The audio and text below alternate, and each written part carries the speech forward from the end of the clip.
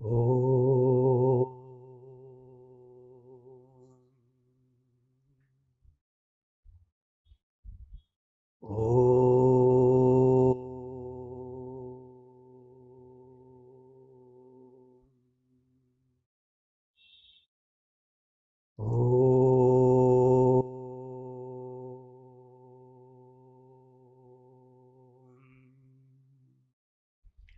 यां मेधां देवगणा पितरश्च उपासते तया मामध्वमेधया अग्ने मेधाविनं कुरु स्वाहा।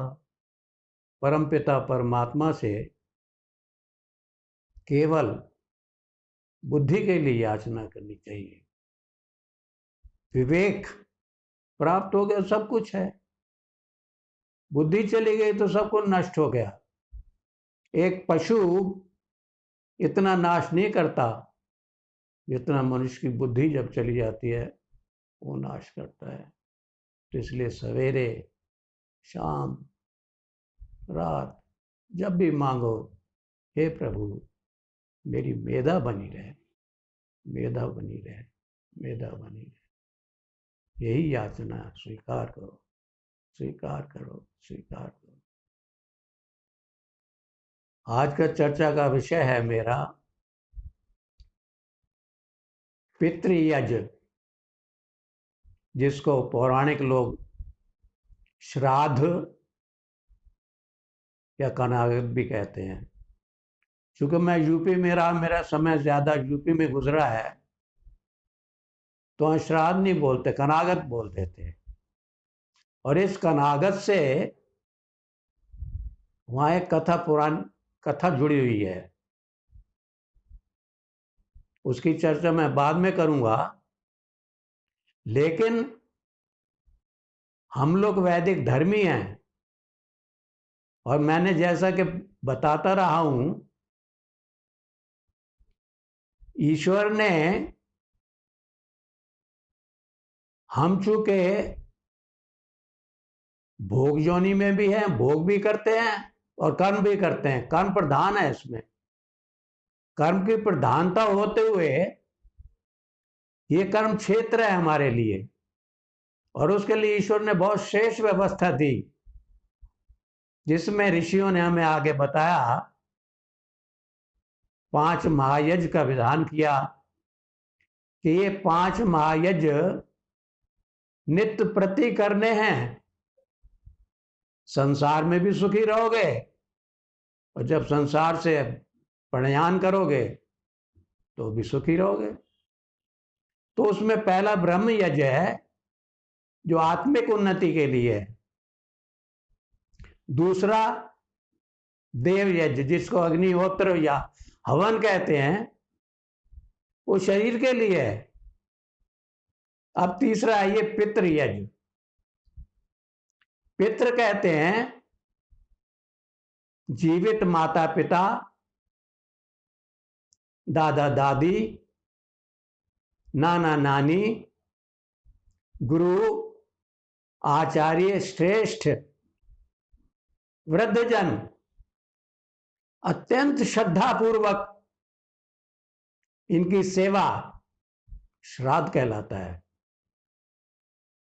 अरे भाई, सोचने की बात है कि जीवित ही रक्षा कर सकता है, अपने जीवन के अनुभव से एक ज्ञान दे सकता है, हर प्रकार से हमारी देखभाल कर सकता है, रख रखाव कर सकता है। लेकिन इसका अर्थ का अनर्थ कर दिया लोगों ने। वो पितृयज्ञ जो है कि बजाय श्राद्ध,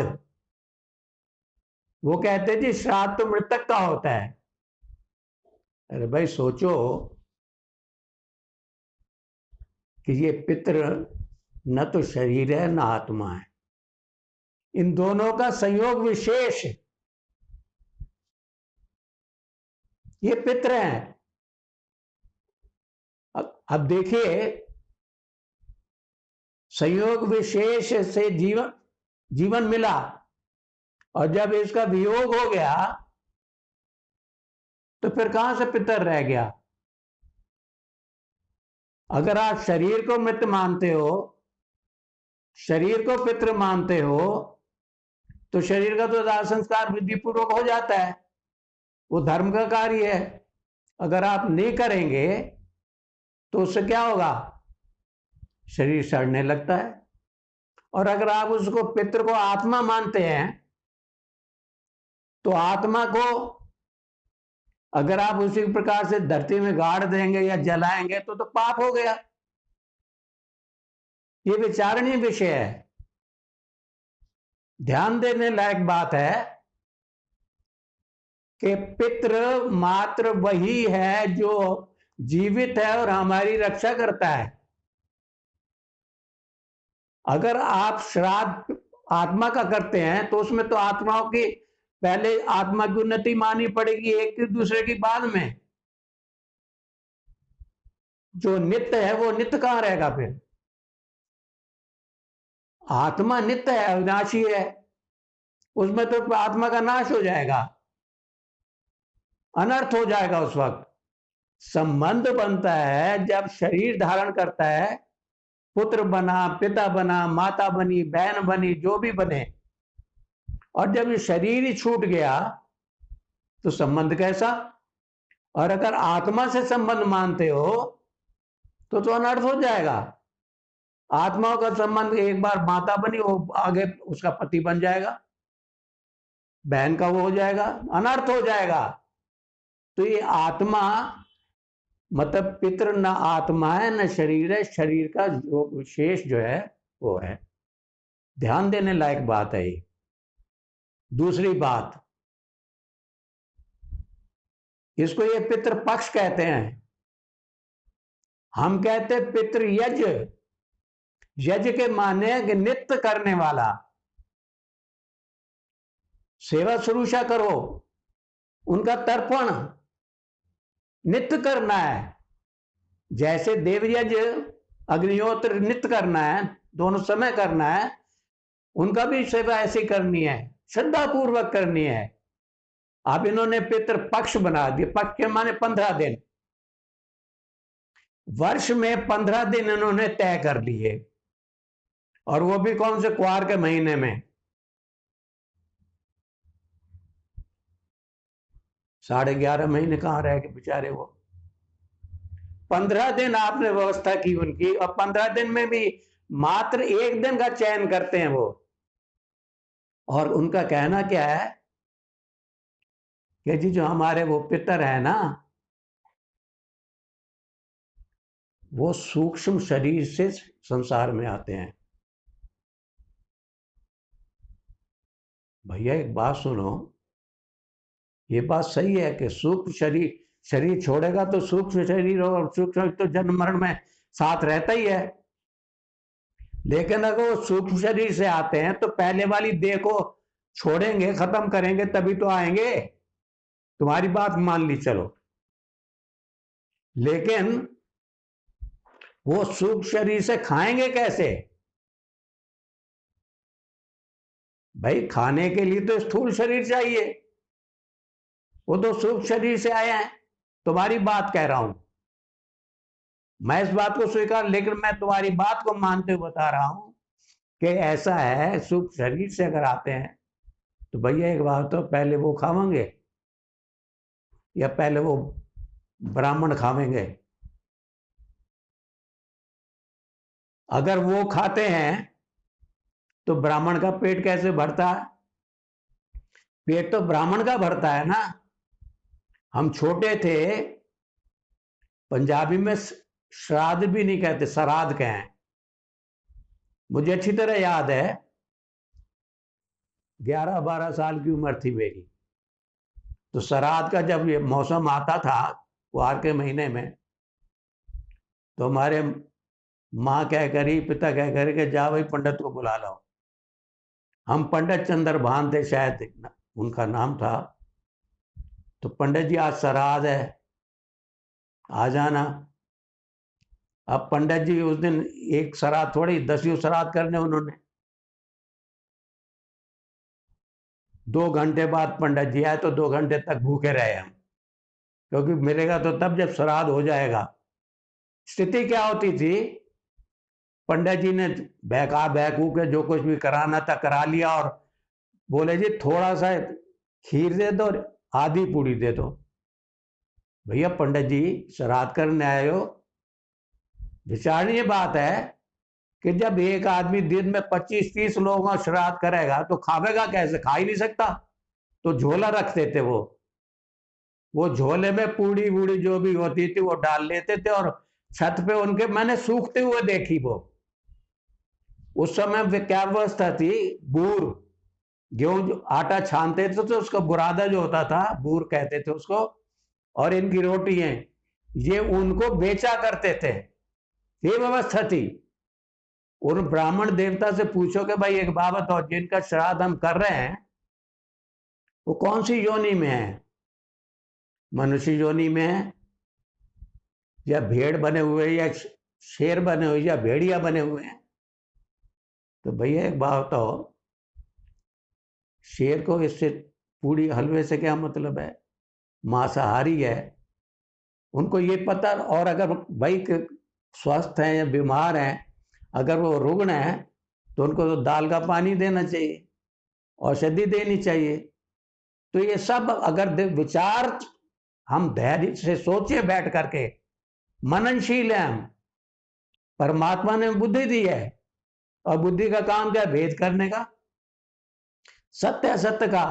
और हमारे सामने तो कसौटी है, प्रमाण। आप इस चीज पे कस लीजिए कि ये ठीक है या गलत है। प्रमाण दिए वेदों ने, ऋषियों ने हमें बताया कि भैया इसको सोचो, विचार करो, फिर करो। अब आप ये तो स्थिति वही हुई कि आपने एक चिट्ठी लिखी और उसके ऊपर पता ना लिखा और आपने उसको लेटर बॉक्स में डाल दिया। तो भैया सोचो, वो चिट्ठी वहां पहुंच जाएगी? कभी नहीं पहुंच सकती। विचारणीय विषय है ये। दूसरी बात, अगर हम वर्ण व्यवस्था में देखें, श्राद्ध तो वर्ण व्यवस्था में भी नहीं हो सकता। उसका कारण है, भाई आश्रम कितने, 4, ब्रह्मचर्य, गृहस्थ, वानप्रस्थ और सन्यास। पुत्र जब ब्रह्मचर्य आश्रम में है तो पिता गृहस्थ में रहा, पुत्र जब गृहस्थ में आया तो पिता वानप्रस्थ में चला गया, पुत्र जब वानप्रस्थ में आया तो पिता सन्यास में। भाई जो सन्यासी हो गया, घाट बार छोड़ गया, परिव्राजक हो गया, वो तो भ्रमण करते हैं, कभी कहीं उपदेश करते हैं। और एक स्थिति आती है कि जब वो मरणासन होगा तो जो पुत्र है वो तो सन्यासी हो जाएगा। तो सन्यासी तो वैसे भी श्राद्ध नहीं कर सकता, कहां व्यवस्था उसकी, उसका तो जब कोई संबंधी विच्छेद हो गया तो कैसे होगा, ये कदापि संभव नहीं है। मैं जो कनागत की बात कर रहा था आपसे, कर्ण, उसको कर्णागत भी कहते हैं, कर्णागत भी कहते हैं। महाभारत में कर्ण हुए, कुंती के पुत्र। जब दुर्योधन ने उसको राजा का वो दे दिया तो हमेशा वो स्वर्ण दान करते थे, सुना ऐसा। जब भी करते थे दान सोने का, परिणाम क्या हुआ कि जब वो मर गए और स्वर्ग में गए, ये स्वर्ग काल्पनिक है, कथानक है, और कुछ नहीं है। स्वर्ग और नर्क सब सुख विशेष और दुख विशेष तो यहीं पर है। तो गए वहां पर, अब उनको सोना, खाने के लिए सोना मिलने लगा, तो सोने से तो पेट भरता नहीं था। लिहाजा उनको 15 दिन की छुट्टी लेनी पड़ी। 15 दिन की छुट्टी लेकर के फिर वो मर्तलोक में आए। यहां पर उन्होंने अन्नदान वगैरह किया और फिर यहां से गए, इसलिए उसको कर्णागत बोलते हैं। तो भाई देखो, सोचने की बात है कि करण तो मर गया, ठीक है, स्वर्ण दान करता था, तो बाकी जो उसके घर वाले थे, परिवार के सदस्य, और तो कुछ होंगे। अगर वो श्राद्ध करते उसका और ब्राह्मण देवता को खिलाते, और ब्राह्मण देवता को खिलाने से पहुंच जाता है, तो फिर उनको आने की क्या जरूरत थी। सीधी सी बात यह है कि हम जो भी कर्म करते हैं, अच्छे बुरे कर्म, जो भी अच्छे बुरे कर्म करते हैं, उसके संस्कार हमारे, उससे हमारा कर्माशय बनता है, और वही हमारे आगे जन्म मरण का वो होता है, उसी में हमें भोग मिलते हैं, जो भी मिलते हैं। ये सारी व्यवस्था ईश्वर की है। बाकी ये जितना भी श्राद्ध वराद्ध जो भी चले, पहले नहीं थे। ये शायद महाभारत में कोई आता है, वो अत्रि नाम के वो थे, उन्होंने मैनी का वो किया, श्राद्ध किया, और युधिष्ठिर को शायद उन्होंने, भीष्म ने श्राद्ध के विषय में कुछ बताया है, ऐसा सुनने में आता है। लेकिन श्राद्ध के माने यह केवल वृद्ध जो है उनको 3 चीजें यहां पर, उनकी सेवा, जो चीज आप खाते हैं उनको दीजिए, श्रूषा, उनको सुनिए, उनको सुनना भी जरूरी है, तर्पण, उनकी और जरूरियात जो भी हैं वो पूरी कीजिए आप। ये नित्य करने की बात है। अब आपने एक दिन तो आप खिला दिया उनको, चलो मान लिया तुमने भाई, व्यवस्था करके श्राद्ध करके उनको खिला दिया, तो बाकी 364 दिन वो ठूठा लेके कहां से भीख मांग के खाएंगे। ये भी पता नहीं है आपको किस योनि में है, कुछ पता नहीं है। गरुड़ पुराण में आपने देखा होगा, गरुड़ पुराण, एक जाट देवता थे, दुधारू गाय थी उनके पास, 10-12 सेर दूध देती थी, 3-4 उनकी संतानें थी, अच्छा जीवन चल रहा था। उनके पिता वृद्ध थे, मरणासन। तो पंडित की जो थी ना, ब्राह्मण देवता जो थे, उनकी निगाह गाय के ऊपर ही, कि ये बुढ़ा मरे और मैं इसकी गाय हाथे आऊंगी। इतना अनर्थ होता हुआ वो बुढ़े, और उसने इसी बीच उसके जितने रिश्तेदार थे उनको अपनी तरफ से खूब अच्छी तरह से बहका बुका के अपने पक्ष में कर लिया। और जब वो देहावसान हुआ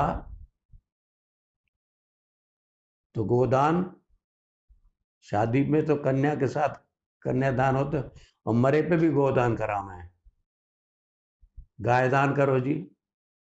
उसने उस वक्त गाय का की बहुत सस्ती हुआ करती थी, 10-15 रुपए में, उसने 10 रुपए दे दिए। ये क्या कर रहे हो, गाय चाहिए। उसने कहा भैया गाय तो मेरे पास एक यही है, तुम्हें दे दूंगा तो मेरे बालक क्या भूखे मर जाएंगे। बोले इसके माने ये कि तुम अपने पिता से ज्यादा ये गाय प्रिय है। लिहाजा ये है कि रिश्तेदार जो भी जिनको बहका रखा था, उन्होंने भी कहा कि भाई ये तो गाय देनी चाहिए तुम्हें। बेचारे ने गाय दे दी। कोई वैतरणी नदी कही है, 30 लाख कोस दूर है, ले गए।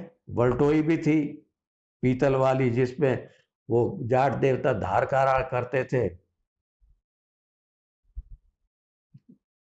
अब जाट देवता के बालक जो है बिना दूध के, एक दिन उधर से आ रहे थे, 1 हफ्ता हो गया था, तो देखा तो पंडित जी वो दूध पिलो रहे उसका।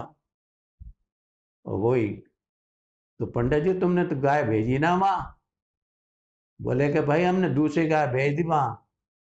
बोले कि भाई एक बात सुनो, मेरे पास पिताजी की तो खबर आई ना कि वो गाय पहुंच गई वहाँ। वैतरणी की पूंछ, गाय वैतरणी नदी जो है गाय की पूंछ पकड़ के वो जो है पार करा में उस आत्मा को, मृत आत्मा को।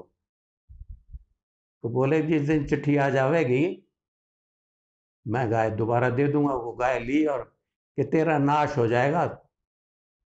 कि भाई नाश तो होगा या नहीं होगा, नाश तो अब हो रहा मेरा। तो ये है ठगबाजी है। हमें परमात्मा ने बुद्धि दी है।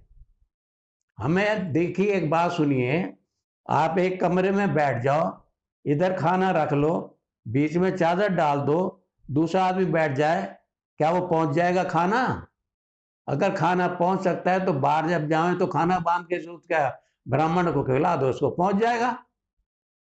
तो ये व्यवस्थाएं जितनी भी थी, ये अंड बंड जो भी पाखंड चले, ये महाभारत से के बाद ही जब युद्ध हुआ उसके बाद ही हुए हैं। पंडितों ने अपना जीविका के लिए भोले भाले लोगों को फंसा लिया रगड़े में।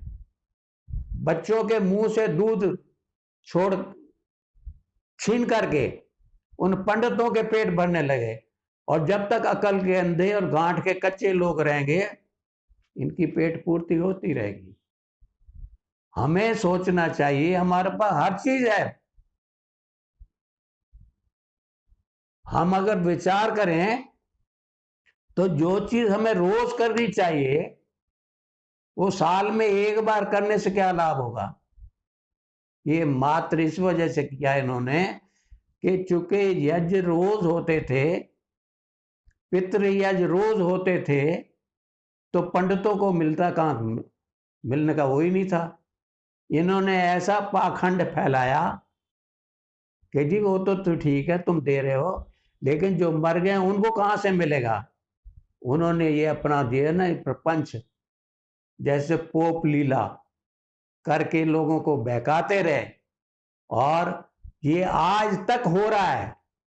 अभी मैं 2-3 दिन पहले, अभी शायद 15-20 दिन पहले श्राद्ध थे, सुनता हूँ, बात हुई तो मैंने कहा अब तो श्राद्ध वराद्ध का, क्योंकि जब मैंने होश संभाला, जब मैंने अपने घर में ये चीजें देखी पहले, मैंने कहा ये तो व्यर्थ की बात है। हाँ, तुम यज्ञ करते हो, पितृ यज्ञ करते हो, जैसे देखो कि जी उसकी यादगार में देना चाहिए, जरूर देना चाहिए, लेकिन बहाने से अगर तुम काम कर रहे हो तो बहाने से किए काम का कोई तुम्हें लाभ मिलने वाला नहीं है। काम वो होना चाहिए जो सत्य के ऊपर आधारित हो।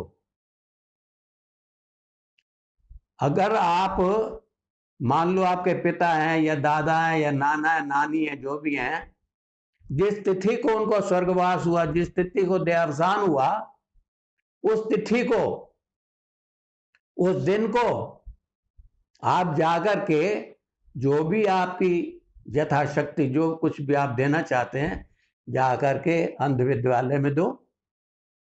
जो लोग, मतलब आप उनको दीजिए जो पात्र हैं, सुपात्र को दो, कुपात्र को मत दो। इन कुपात्रों को देने से आप ये जो निठल्ले लोग हैं, जो आलसी हैं, प्रमादी लोग हैं, वो ऐश करते हैं इन चीजों पे।